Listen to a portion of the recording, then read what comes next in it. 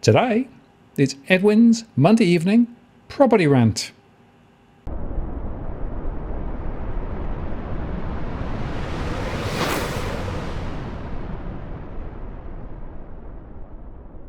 Hello again, it's Martin North from Digital Finance Analytics. Yet another Monday evening. I don't know where these Mondays go. They seem to come around so quick. And Edwin is with me once again. Edwin, there's so much to talk about tonight. How are you doing? Mate, it only seems like yesterday we were having a chat, Martin. And the thing is, the week went so quick. It's all about shrinkflation. We're getting shortchanged, and and talk about shortchanged. I want my money back from the AFR. That's it. My subscription. I'm cancelling my subscription to the AFR. It's all nonsense. It's all BS, Martin. You mean that the AFR took Tom Panos's comment and expands it into a whole article, right? Unusually good news for home buyers. Well, maybe not. Yeah, well, this is and this is what I keep on saying to people. You got to be very, very careful what you read, what you do, who you follow, what you listen to, what you see. And you got to go holistic as opposed to being ballistic in the belief of one person's ranting on about 4 auctions that 2 sold, 2 didn't. The week before, and 4 auctions on Saturday, 2 sold, 2 didn't. But yet, Sweeney in the AFR said that according to panels, everybody was selling. Everybody was selling. It was just a ruse, Martin. It was just a ruse to get buyers out there to feed the frenzy. Because again, I say to our viewers and to our followers and to our listeners, he is there to talk the market up one way or another, to get you out there, to get so that his audience, his real audience, is not you. That his real audience, or his his first you might call them his disciples, are the selling real estate agents that subscribe to all his podcasts, and he's got to get them listings, because listings are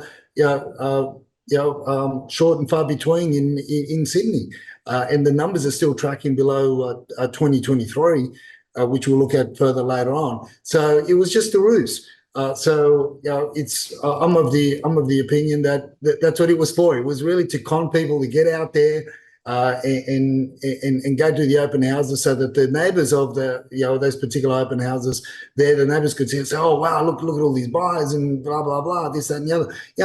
Make up your own belief, make up your own story. But I really encourage people to get out there and check things out themselves, check what's going on the ground. Not only read my tweets, your tweets, not only listen to our rants, but also read what Louis Christopher has to say, what Catherine Cashmore has to say down in Melbourne, what other people have to say, and then piece it all together. But to go off like this on an auctioneer's call. I mean, this is what I say. If you're in the doldrums and you want to laugh, just go to the Tom Panos index, because that's what it's say. Nothing else but a good laugh. But at the end of the day, they've had the bigger laugh.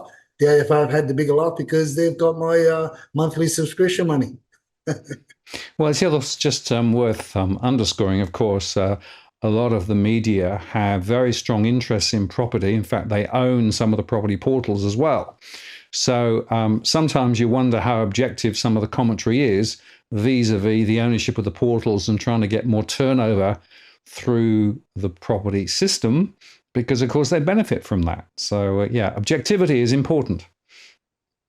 Yeah, look, and this is the whole thing. I mean, there was everybody's wanting to get in. The question is that we're not saying don't get in, don't buy. I mean, at times it may sound we share what the WeChat chatters are saying, doing, what the new kids on the block are saying and doing, what the silent tigers are saying doing, and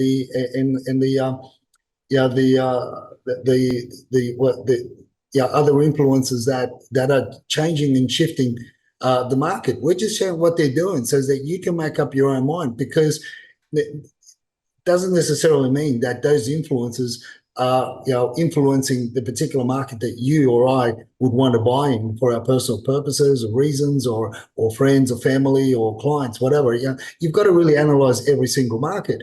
Hence the reason why I also put up this scary conversation, Martin. I mean, there was a scary video that we put up about Campbelltown last week, and this is another one, a scary conversation that I had with a real estate agent over the weekend. And this is, the silent tigers. The silent tigers are out there, and they're out there in droves. Again, because of the low listing numbers, and let me say, low listing numbers, and even lower in well-presented homes. Hence the reason why the agents are getting 50, 20, 30 groups of people at open for inspections and at the first open house. Now, you may not see that in other parts. Other exes, have commented on these posts as well, that what they're seeing in the west, or what they're seeing in the in and around the right areas as well. And the numbers aren't that strong. And you start looking at the price brackets as well for the properties, and it makes a lot of sense in certain areas where you will see your 50, 20, 30, 40 groups of people with low listing numbers, and then you start drilling down further, and you start looking at the price points of the properties. You start looking at the demand and the demographics, as I've said, the polarization of the ethnic communities into LGAs, where then you see places of worship, schools that favour that particular ethnicity, and that creates a big demand. Likewise, you've got the opposite with certain ethnic groups that unfortunately it creates the opposite, and you don't get the high rises that you would in certain parts. I mean, these are all the things that we look at, obviously, but some people just believe it, and obviously the property writers and reporters, so-called reporters, property reporters in these publications just put gobbledygook out there, and it really distorts the true perception that people should be having about what's happening out there on the ground. Well, as we say, Edwin, look at the data.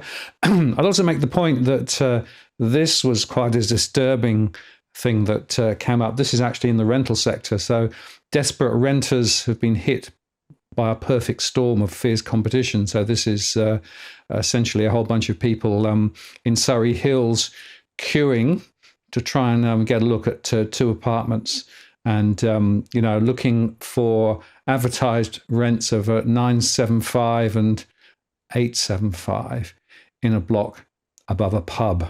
This is again another picture of craziness, and I'm afraid that so often we're getting partial pictures. But I think this is a bit of a worry, because it's not the first time I've seen this sort of reporting either. No, it's not. But we go back to the inception of our conversations around what migration was going to do to the property market moving forward, when we started talking about it in 2019, and that's when the changes happened to the migration policies, and how they re-gazetted certain parts and regions of Australia as being regional Australia. I mean, WA, Perth is considered regional Australia. Newcastle is considered to be regional Australia. Wollongong, your old stomping ground, is considered to be regional Australia, and how made it a lot easier. The pathways to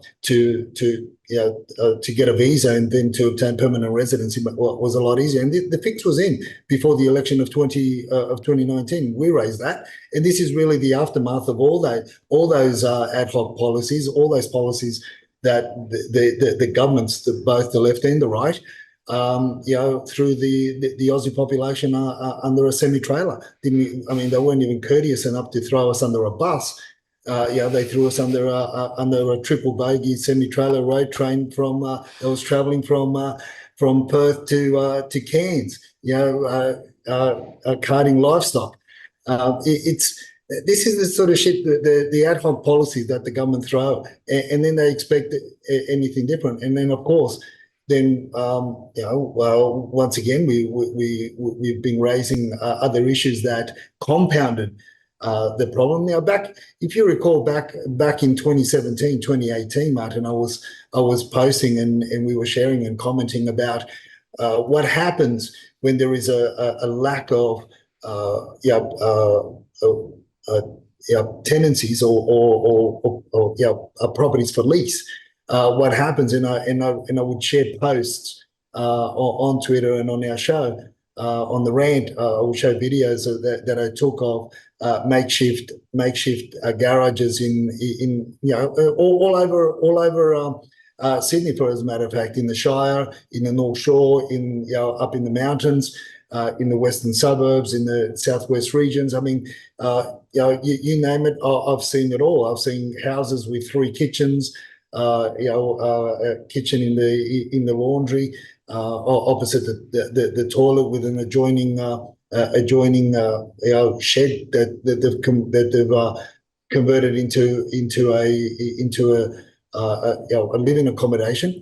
But I've seen it all, and so this isn't new. And it's only now the mainstream are picking up on this, because they've got no choice but to start reporting it. Because of all the compounding issues, lack of construction, the mass migration, 36,000 people, to make up for the so-called pandemic. And I mean, we've got another 300,000 coming this year or something. I mean, it's not like they put the brakes on, right? It's like here it is. Here's 300,000 more coming. And we're building how many dwellings? I mean, we're adding one more person to the ledger, the population ledger per 10 seconds or something. And and what are we actually building? To accommodate for all these bodies? Tiddlywinks, next to zero. So, I mean, the number says it all, Martin. There's 95,000 dwellings that are going to be completed in January 24 to December 24. That's the target. Whether or not they get completed is another story. Well, that's right. So we know that there are significant building failures, building construction firms. We'll touch on that shortly. But the other thing, of course, is what about the stuff that's been built? And this came through my inbox recently, which showed that I think we actually mentioned Jordan Springs with the sinkholes some time ago. Well, now they're actually going to demolish 18 houses over the faults. It's pretty astonishing that properties are being knocked down 6 years after they were completed. How does that work? Look, we raised this years and years ago, and we spoke about it, and I alluded to the fact that you've got reclaimed marsh or reclaimed flood areas that basically topped it up by about 100 millimeters to comply with the LEP, and then they build this house on there with wafer pads and very slim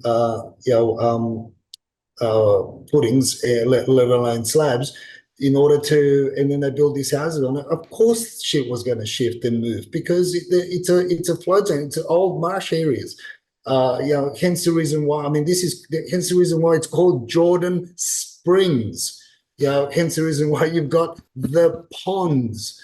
Because historically, that's what was happening there. There was a lot of water springs and water sprang from everywhere, and there were a lot of ponds that little kids could go and swim in and ride the horses over and so forth.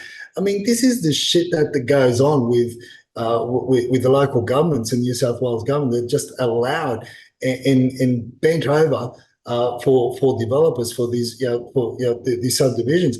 That's half the problem. The other problem is the land areas went from your average blocks of 500, 480, 500, 520 to 280.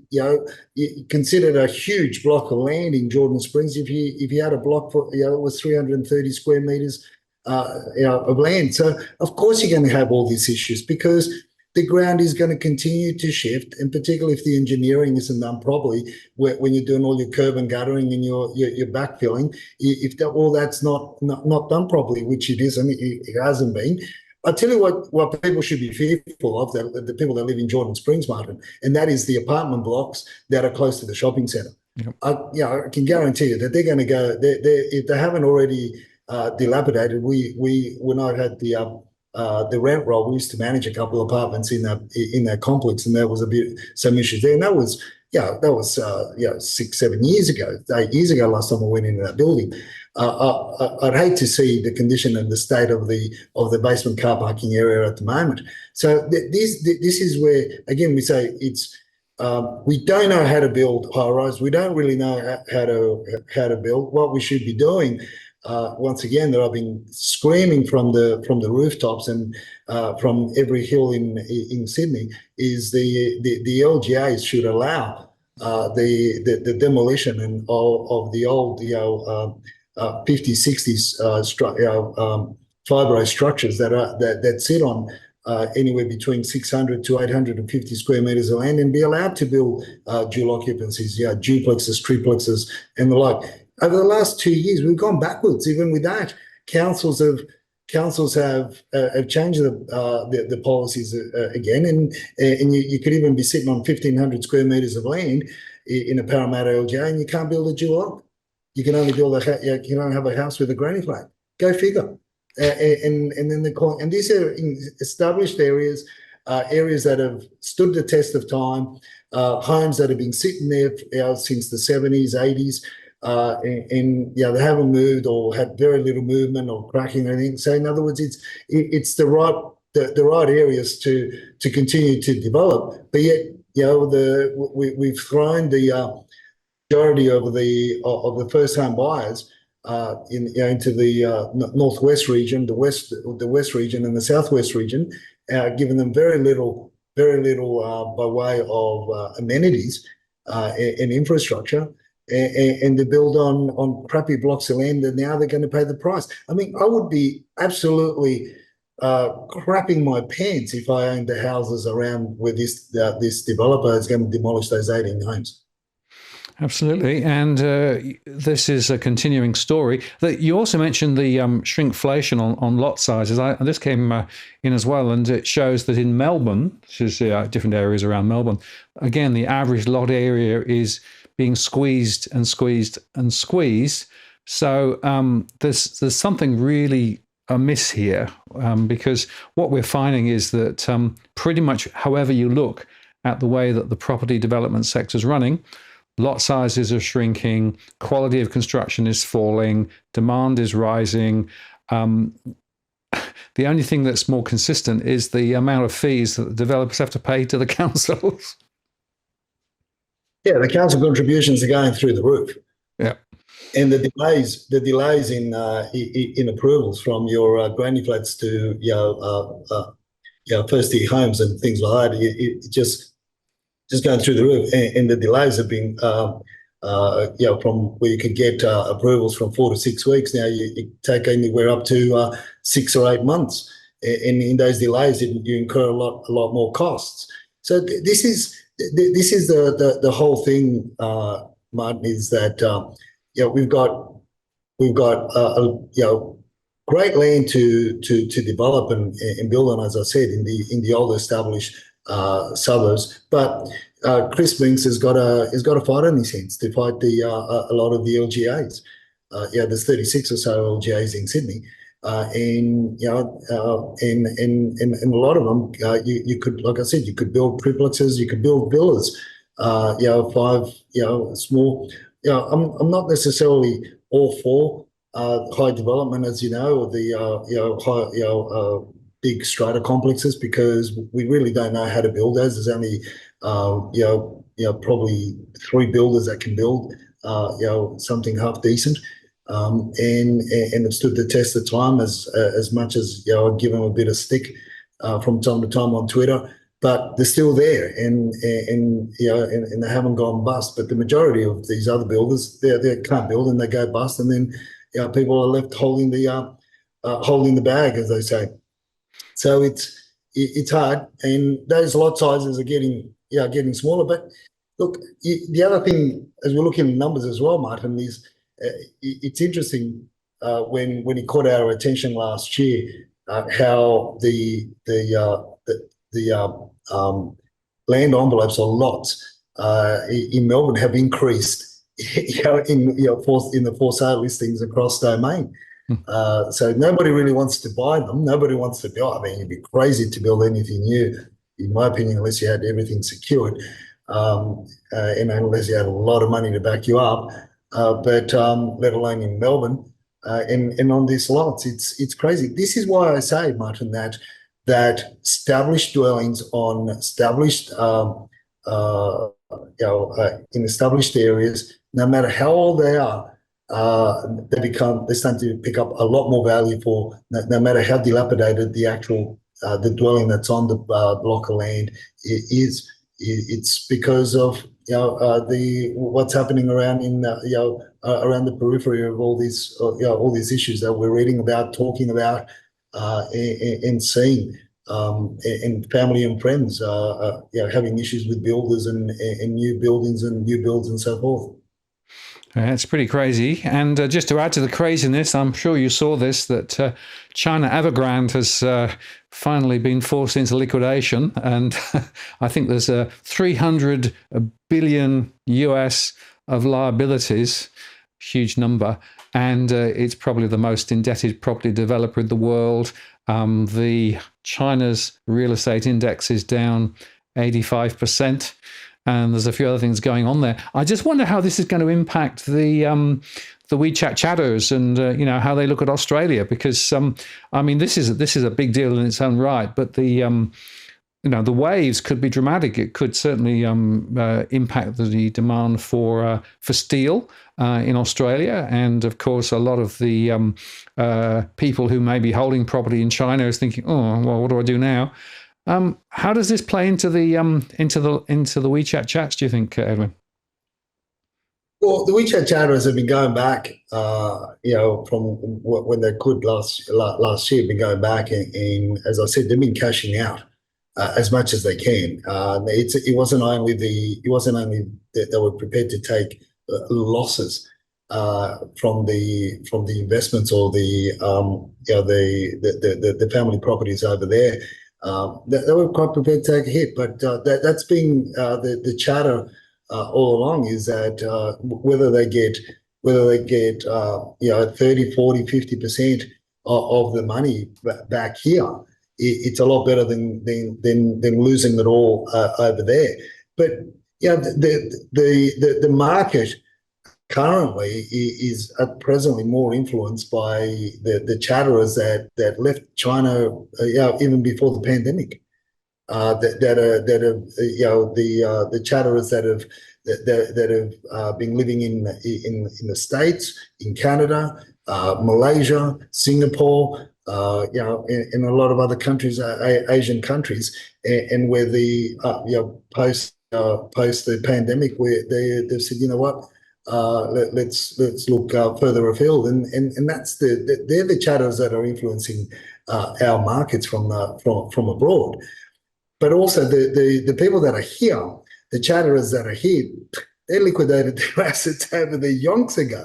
Yeah. And they're being liquidated, and they liquidated the what they call the bad investments, as you recall from a chatter from even in 2022, where they called to sell they just didn't trust the government anymore. They just and there was they've been selling the as they call the dud investments, which were the retail outlets, the freehold, if they own freehold in retail, in the restaurant businesses, hospitality businesses, and any other business, because they just saw no future in it, and so they were calling all this ages ago. So, but there's a lot more to the Evergrande story than obviously what the Western media will put out. You watch this space, and you watch the Chinese government Spruik, for Chinese from abroad and local Chinese that have still got money there. Spruik other development companies and other development, because they're just going to go all out. I mean, it's from that side of things. I don't think it's going to influence our property market here as much as what a lot of people would make out like it will be, because those that are investing, again, you've got your new kids on the block.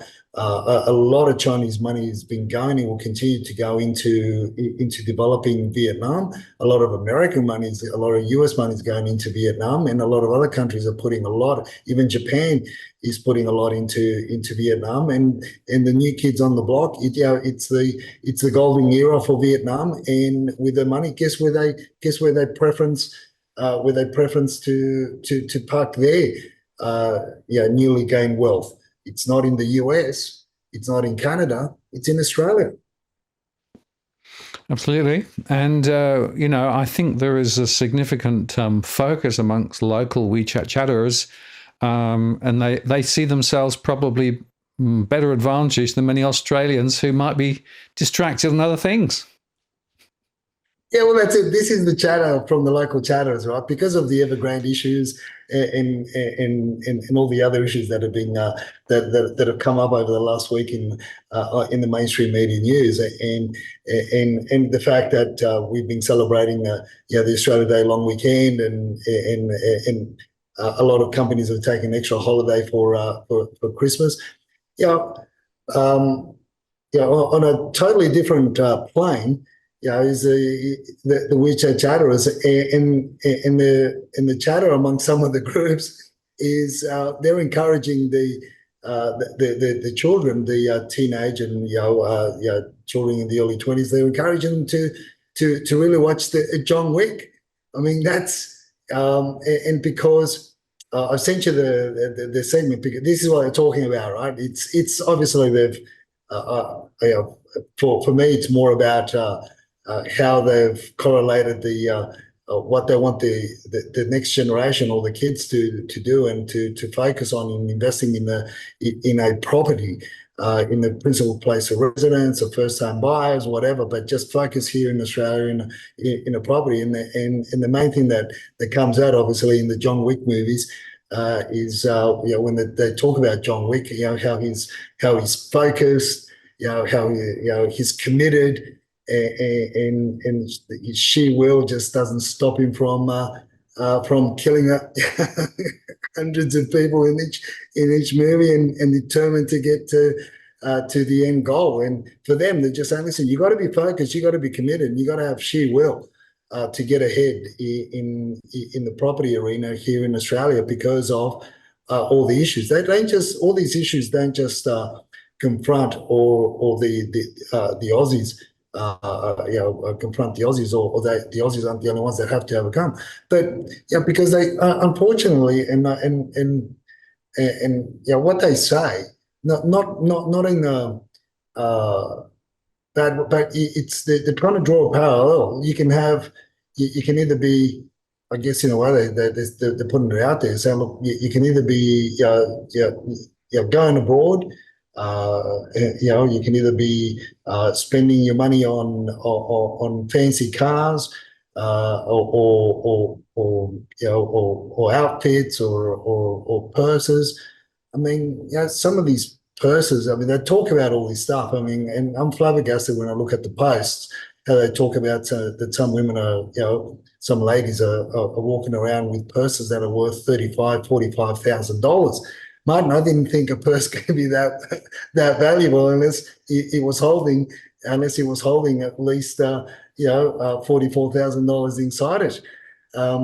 But and they're saying you can either have all that or focus, be committed, and have that sheer will and tenacity to save and look at property, because property is, in their view, is not getting any cheaper, and it won't get any cheaper in the near future, because of, again, all these issues that we've been talking about. And they themselves know how enthusiastic and how motivated the WeChat chatterers from abroad to bring the money by hook or by crook into Australia, and they themselves will have to go toe to toe with the WeChat chatterers from abroad, because they're local. They are the local chatterers. First generation, second generation, third generation Chinese Australians that are also looking at getting into into climbing the property ladder. Absolutely. And talking of the property ladder, of course, the silent tigers, as you said, are already sniffing around too. And I do think it's quite interesting that the foreign purchasers surcharges, right, are now under question, which I think is a fascinating development.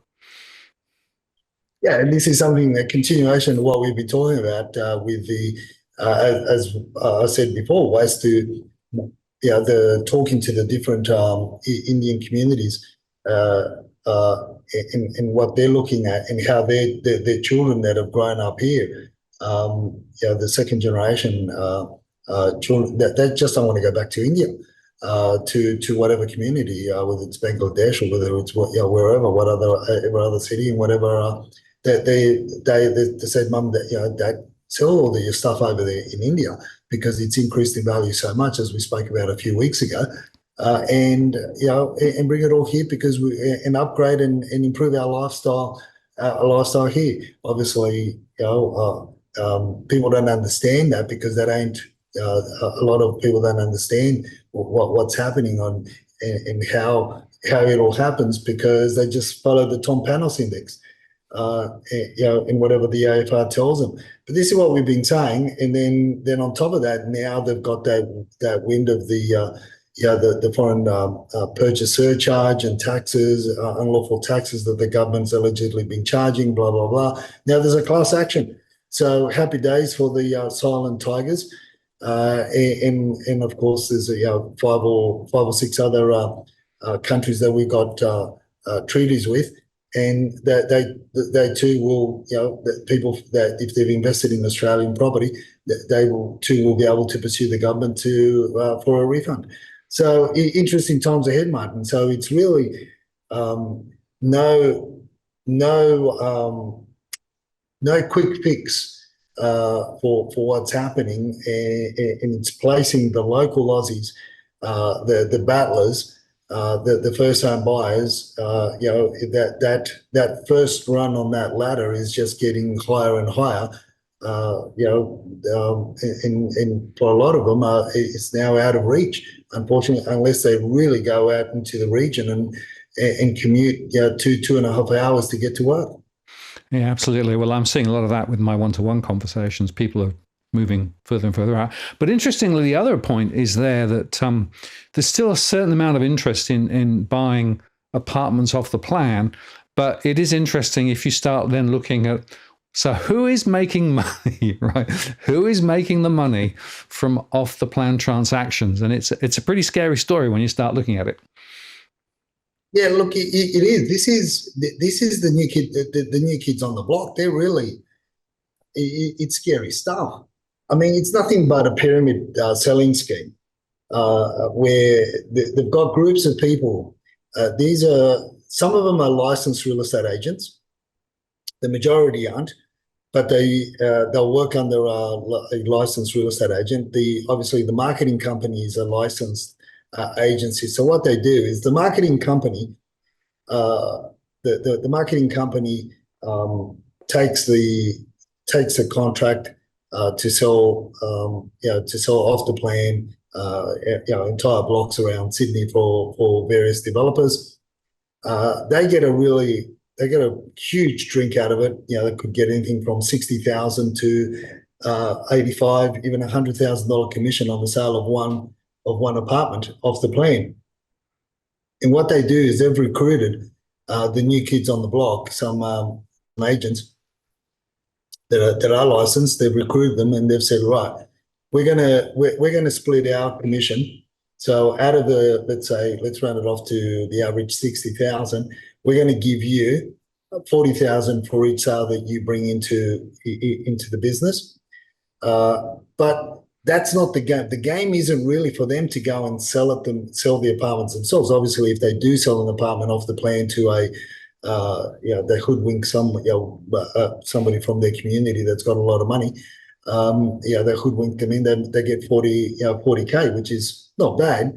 Do 2 or 3 a year, and you could spend the rest.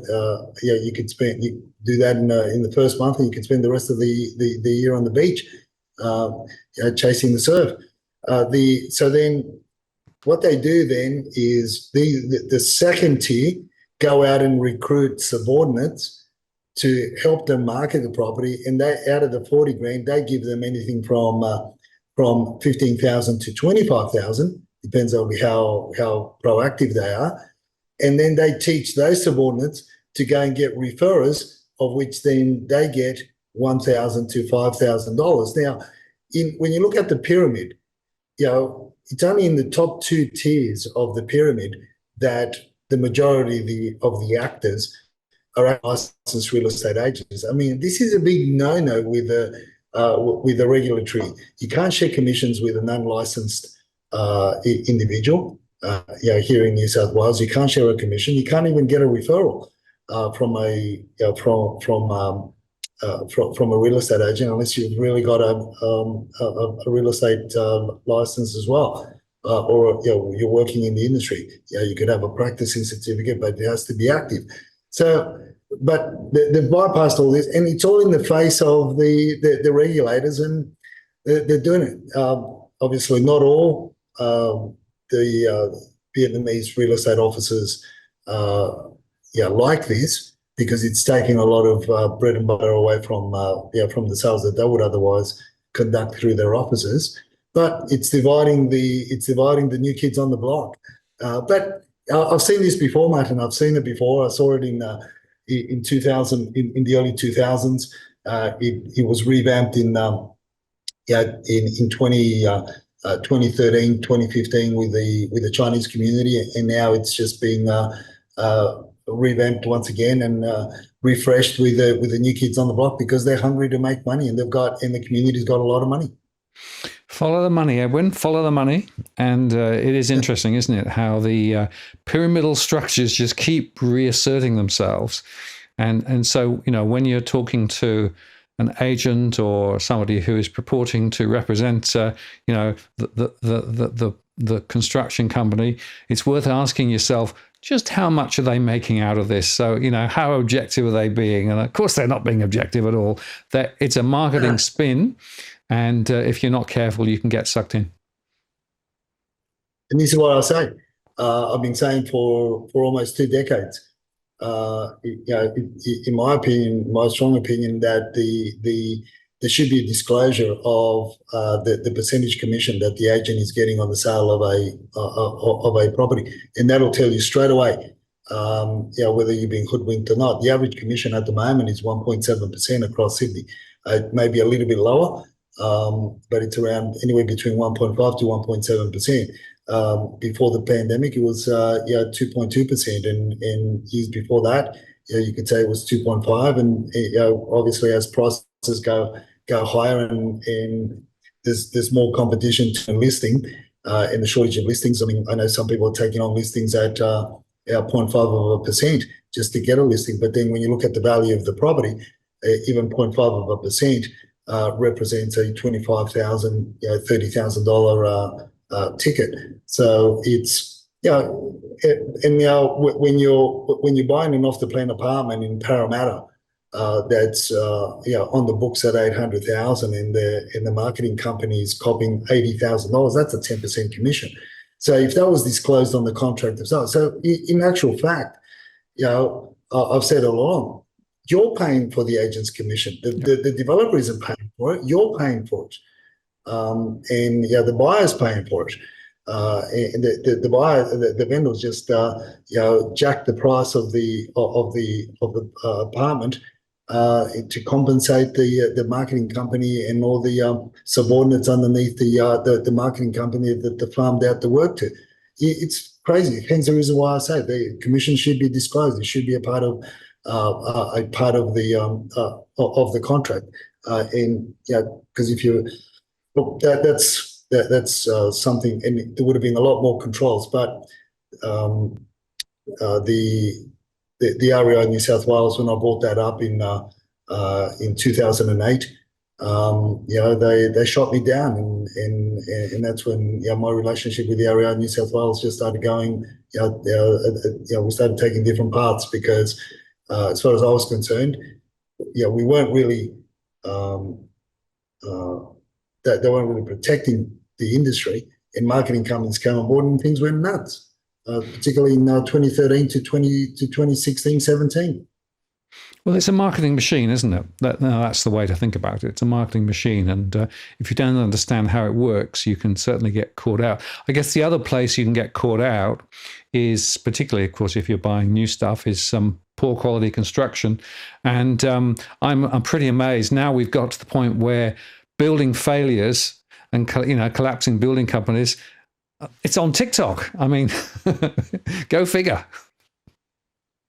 Yeah, look, I think this guy, that just came through my feed, and I was watching it, and he's most of the stuff that he's talked about is what you and I have been talking about for the last 3 years. In what was going to happen with the building industry when we started talking about it, what was happening, and also our predictions from 2.5, 3 years ago, and here we are, and now it's no longer a conspiracy theory. If you want to put the link up on the description of the video, people can go and watch it. He's got some very good points that he raises, and that's 2,500 building companies have gone bust in the last 24 months. Which is crazy. And then he talks about obviously the ancillary services of the other companies, and that either underpin the building companies or supply the building companies. How many of those are going broke because the building companies can't pay their debts, their invoices. Then you've got the issues again. It talks about, which you and I, along with Tarek at the time, we were talking about how the government overstimulated the building industry with all the stimulus, with home builder, buy a new fridge stimulus, and go to Harvey Norman and get more equipment stimulus, and all this sort of shit that went on. So and that's now it's all coming back to bite us in the backside. Then of course you've got he talks about the completion of the new dwellings. I mean, he's talking about dwellings that and some of the exes on that follow me on Twitter, or on X, they report on some of the stuff that's happening locally where buildings haven't been completed since late 2019, and this fellow raises that, this bloke raises that issue as well, and it's bigger than what a lot of people think. People are still holding on to contracts to the point where Metricon, this is something that I only just found out through watching that TikTok video, was Metricon has even paid a lot of their clients for them to rescind the contract. They got a bonus if they rescinded the contract, because it was going to cost them a hell of a lot more than paying them out, because they can't, because of the supply chain issues, the cost of construction, and so forth. But the interesting one, which you and I were raising, and we bring it to people's attention over and over again, was all the red tape that was created by the local LGAs, and the cost, the delays, and the added cost, to getting approvals from granny flats to Class 1 building permits to, where it was taking 4 to 6 weeks, and now, as we said earlier on, it's taking 4 to 6 months as he raises it, and there's so many more costs in between. And obviously, our favourite one, Martin, is the council contributions. Go from $12,000 right up to $65,000 in a lot of instances. It's crazy shit. So obviously, his last point is the fact that we're not manufacturing anything here in Australia, or very little, to supply to the building companies keep the costs down, and because the electricity grid and the electricity energy is very expensive, and it's too difficult, too hard. And this is something that Dusty and I were talking about just before the rant.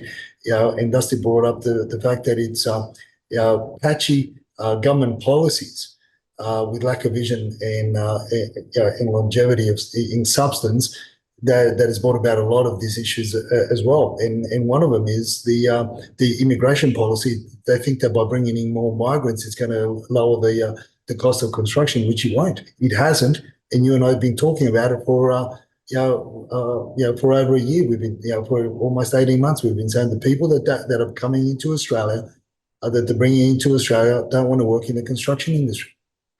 Yeah, spot on. Well, we'll just put the link to the TikTok. We can't really play the TikTok show here, but it is worth going across, and we'll put the link below, and just listening to some of the points, because there are real consequences in this, aren't there, Edwin? There are real consequences to the fact that, as you say, policy for a long, long time has been driving the market in the wrong direction. So we've ended up with huge demand, limited supply, poor quality supply, failure of building firms, money flowing into different parts of the supply chain that perhaps you don't necessarily always understand.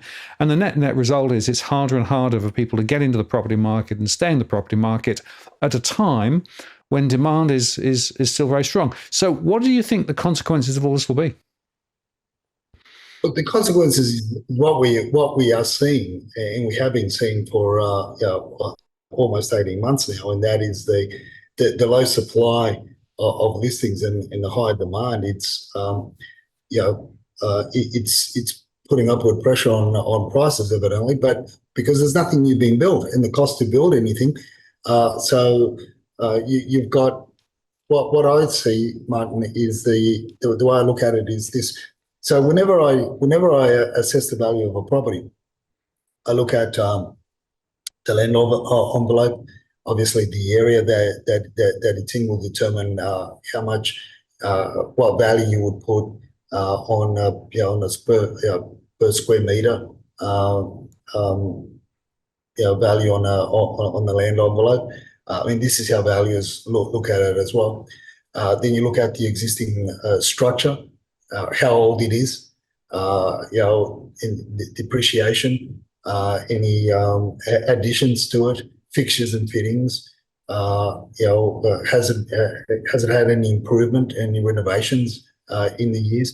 Because even if you've got a 1950s build, fibro house on a block of land, if that house is habitable, obviously it has an intrinsic value. The structure has an intrinsic value, and you got to apply that value to the structure. In other words, the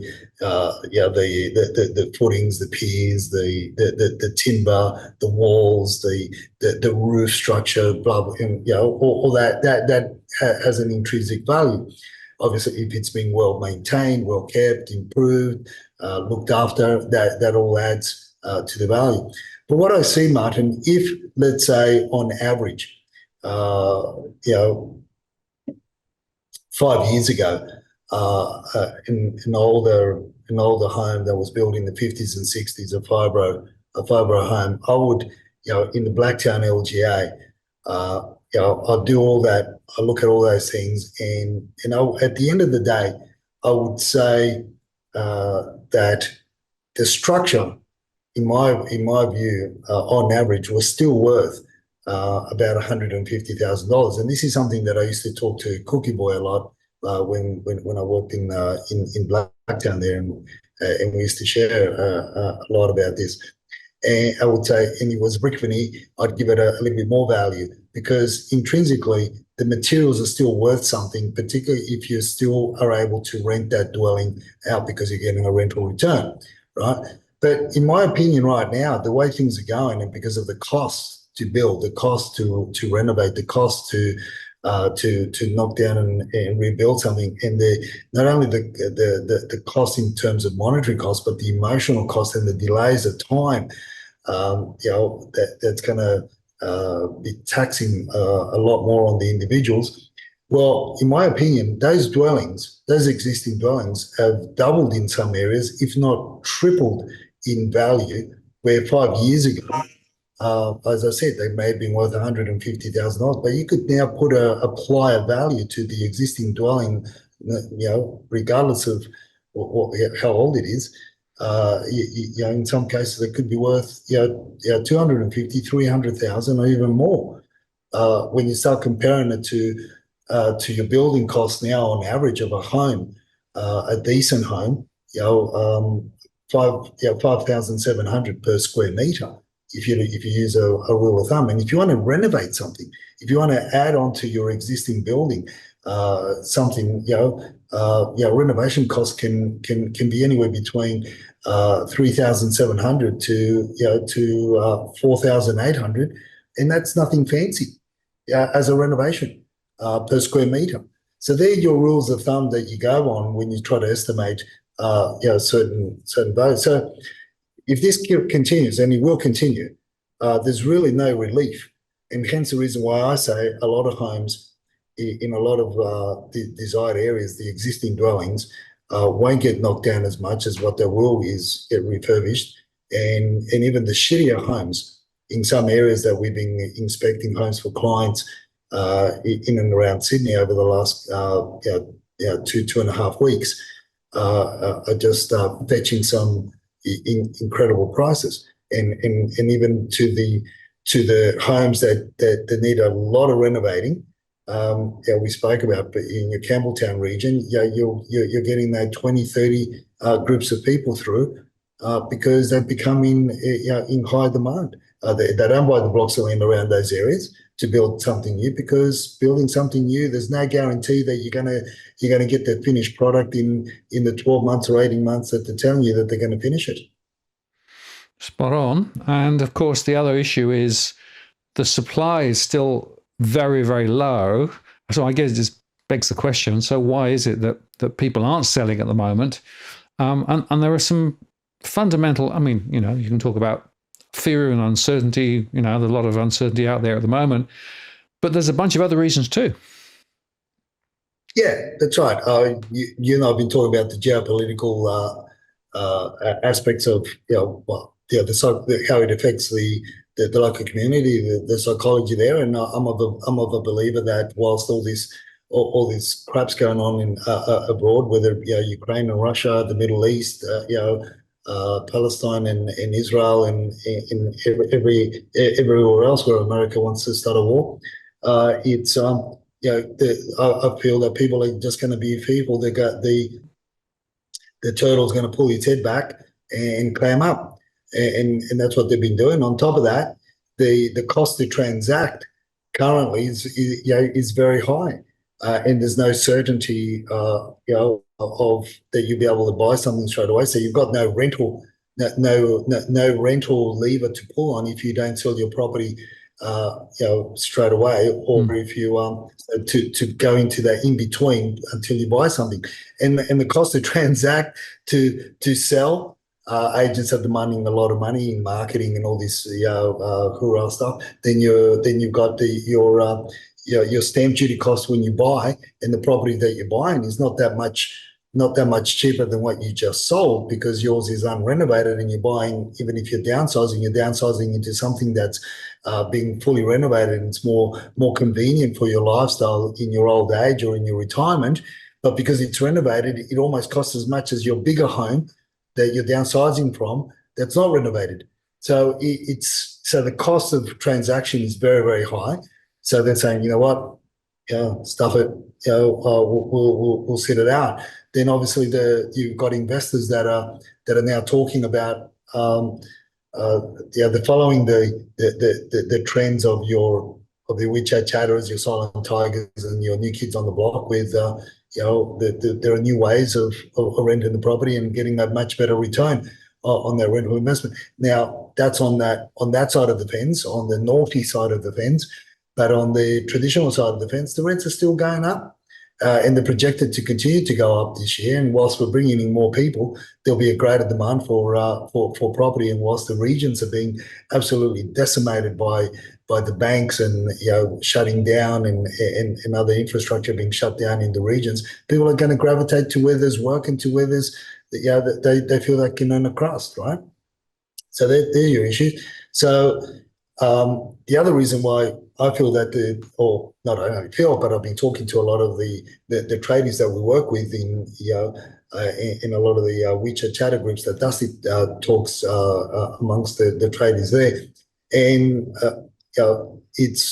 there's been a lot of issues and a lot of delays in renovating properties that their clients want to put on the market for sale. So this is all compounding. I just, as I keep on saying, fingers crossed that we don't end up with lower numbers than 2022 like we did in 2023. But so far we're tracking below 2023 numbers, and we're almost on par with 2022 numbers for the early part of the year. Yeah, well, let's look at the numbers because, as you say, things are pretty slow, particularly, of course, in Sydney and Melbourne, a bit different. But if we look at the Sydney story, so on the 22nd, there were 14,343 properties for sale. And if we jump forward to the following week, the 29th, 14,957. So a small movement, but it's still pretty low, isn't it? Yeah, it's low, and it's we're about 1,200 or so properties for the same week on week from 2023, lower than what we were in 2023, and that's from our podcast. If anybody wants to, look at those, they can look at the Rant number 5 on 2023 and look at the numbers that we showed on the main. Then we're tracking about 12 or 1,300 lower currently. Absolutely. And if we look at Melbourne, bit of a different story. So on the 22nd of January, 24,046. And a week later, 24,776. And just to underscore again, the land packages are continuing to go up. Yeah, they continue to go up. And look at how much, like we've almost got... not only double, but we've almost tripled the amount of homes for sale in Melbourne than in comparison to apartments. There's close to 13,000 homes, freestanding homes for sale in Melbourne, as opposed to 5,700 apartments. That says a lot, and that is again the call from the investors pulling out of the regions there, your equivalents of your western suburbs, I guess, from Melbourne, your outer regions, because a lot of people, you can't, the policies and the management side of things there is a lot tougher than here, and obviously then you need to be close to your investment property in order to receive the rent in cash by way of cash. You can't be traveling to Melbourne every week to collect your cash if you're going to use your rental as a budget accommodation. So, and that's reflective of. I strongly feel that the majority of those are the investors that are selling, because it's reflective of the numbers of rentals available in Melbourne. I think they're tracking below Sydney at the moment. Yeah, well, let's just look at Brisbane. Story there, of course, is a small number on market. So last week, 3,029. And if we jump forward to this week, 3,161. And interestingly, a small rise, but still much, much below. And actually, if you look at the story of Queensland, of course, it's being hit by some of the adverse weather at the moment. But nevertheless, there's still limited momentum and still quite high demand. Yeah, there is. And if you look at the numbers from 2023, Martin, the numbers back then were around just over 4,000. So it's another story of lower numbers on market than the previous year. And yet we've got more migrants coming in. We've got more people coming in. We've got we got this government push for more people coming in. Yeah, and of course, a lot of people still drifting from Sydney and Melbourne up to Queensland, looking for cheaper property and change of lifestyle. So always significant demand. And of course, the Olympics there in the background as well. Now, the auction story is quite interesting because, of course, it went horribly quiet, despite what certain people were saying. And in fact, the auction statistics, if you go back to the 13th of Jan, was pretty low. Slight increase for the 20th, slight increase the 27th, but wham, the auction stats for the 3rd of February are beginning to reassert themselves. Yeah, but this is always the trend. This is always the trend. Post Australia long weekend, that's when agents are prepared to come on. Now, this year we've got about 120, 130 more listings for sale by way of auction in the Sydney market. It looks a little bit more buoyant. But there's a very, the reason for that is because the week after that, or pretty much during that week, is the following week, like next week, is what we call the Chinese New Year, or the Spring Festival, where the Asian community celebrate not only one day, but they take on pretty much a whole month of celebrating. It's about 2 weeks of celebrating, and the agents. We said before that the agents didn't want to be trapped in listing their properties on auction day being to coincide with the Spring Festival, and therefore they brought it back to the 3rd of February, and obviously others they moved it forward to the to post the Spring Festival or Chinese New Year. And the other thing is we also got a big surge in numbers in the western suburbs, northwest and western region, because you've got an all-out listing war between McGrath, Ray White, Stone, Manor, and Di James. They're all out because they want territory, and McGrath in particular are going toe to toe with the Ray White boys or agents, boys and girls. Because they just decided to go out on a listing frenzy and try to get as many listings as possible. Hence the reason why McGrath in particular and Ray White, as I said before, in the Blacktown LGA, between the two of them across the 25th of December and 26th of December, they bought on 46 new listings on realestate.com. And this is December the 25th and December the 26th, Christmas Day and Boxing Day. Crazy times. Well, let's just switch briefly to the rental sector, and we'll start with Sydney. So last week, 10,151 were listed and jumped forward a week, 9,681. Now, this, of course, reflects the new students coming into the country, the demand for accommodation rising, supply still very, very limited. So, it's a pretty continuing trend, isn't it? Yeah, we're slipping. It was quiet. We went up to almost the mid 11,000 in Sydney over the end of the year, 23. But now we're slipping back to and we're slipping a lot in terms of listing numbers. And again, you've got two things that are affecting this. One is that a lot of your traditional listings are not that got bought by the new investors, where the old investors selling when they got bought by the new investors.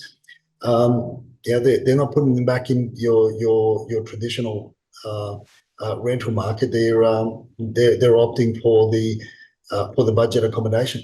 So there's a lot of properties that have gone over to the budget accommodation, because obviously you get almost twice as much as you would through your traditional rental space. And guess what? And there's a lot less legislation. Not a lot less legislation. The legislation is the same, but there's a lot less checks and balances as to what's being rented out. And the more checks and balances, or the more regulations that are brought into the different states, obviously a lot of people are opting to go private because they think they can get away with a lot more shit, which is the unfortunate thing of all this. We've only scratched the surface of the properties. Earlier in the show, I was talking about what we were talking about, how derelict the properties were that I was posting on Twitter and on our show, and when we were talking about what would happen when there's a shortage of rentals, and how I was going around different parts of Sydney, filming and taking photos of makeshift granny flats, garages, asbestos-riddled garages turned into makeshift granny flats with your portable toilets and shit, and it was absolutely, people living in squalor, and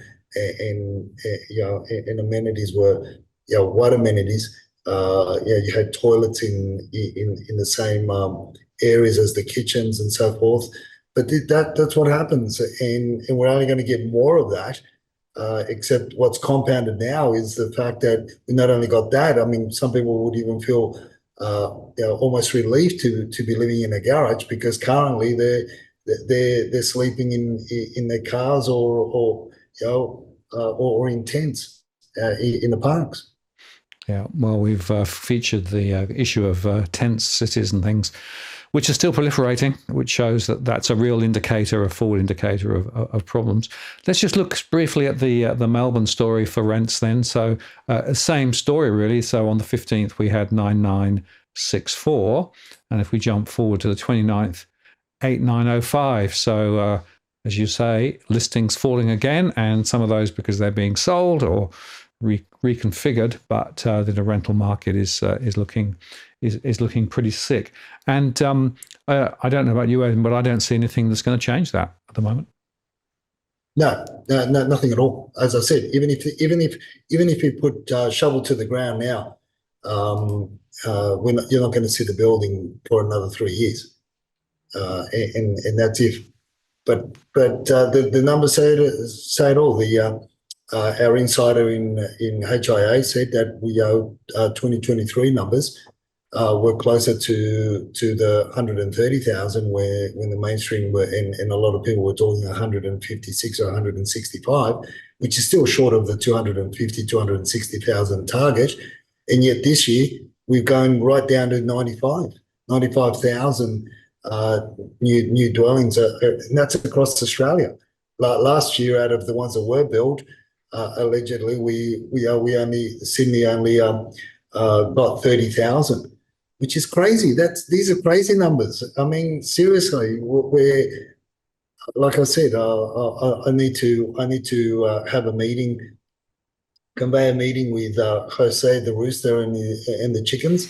And I'm really considering getting the chicken coop to, they've got 3 levels. I'm really going to go another 3 levels.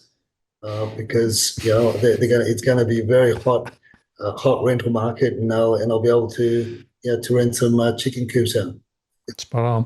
Well, just before we get your tip of the week, I just wanted to give a little bit of a shout out to Western Australia, because the story has been that Western Australian property is booming. Well, this is from the Real Estate Institute of Western Australia, and it's shown where in fact median prices have dropped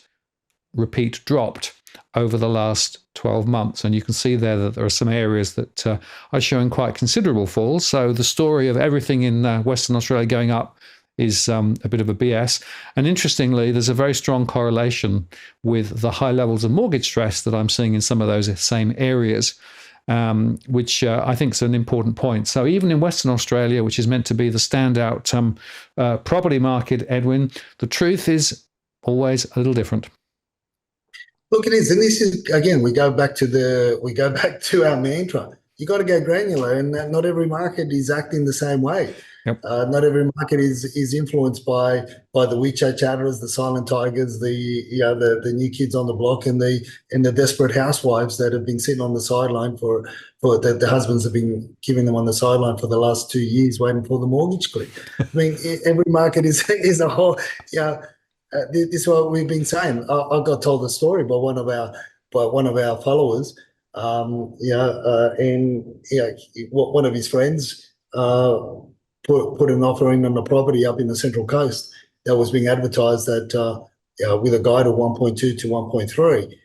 He put in an offer at 1.1, and the agent didn't get back to him, and there was a lot. The agent was just didn't do any work, or mustn't have conveyed the offer to the owner. But long story short, a few weeks later, he put in another offer of 900,000, and he walked away with the property at 950. So,